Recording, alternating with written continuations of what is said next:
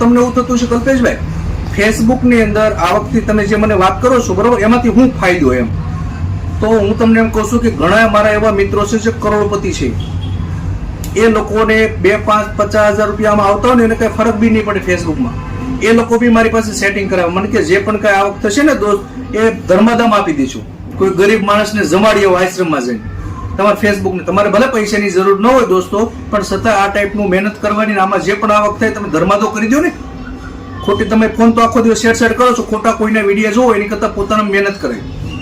તમને એમ અલ્પેશભાઈ તમારે 2,80,000 જે ફોલોવર થઈ ગયા છે તો તમારો શું ફાયદો થયો?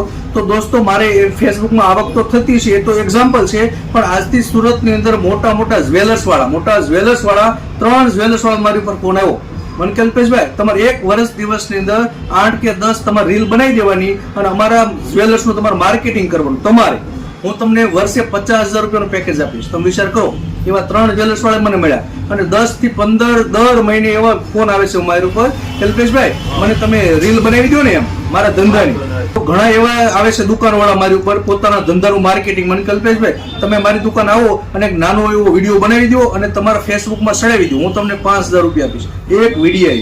તમે વિચાર કરો, એની કરતા દોસ્ત તમે તમારા ફોલોવર વધાવો, આજ નહીં તો કાલ નહીં તો પરમ દિવસે 5-50,000 લાખ ફોલોવર થઈ જશે, તમારે ફાયદો છે.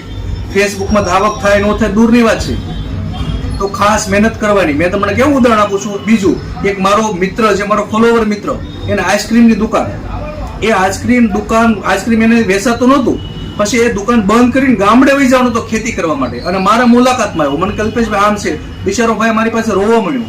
મેં કીધું દોસ્ત હું તને શું કહું છું કે આઈસ્ક્રીમ તો બનાવીશો, તારી પાસે ફોન છે, તું એનો આઈસ્ક્રીમનો વિડીયો બનાવી નાનો, હું આ રીતનું આઈસ્ક્રીમ બનાવું છું, આ રીતનું છે, એનો વિડીયો બનાવી અને ફેસબુકમાં મૂકવા માંડ્યો. તમે નહીં માનો દોસ્તો, એ આજે 1.5 લાખ રૂપિયા કમાવા બન્યો આઈસ્ક્રીમની અંદર.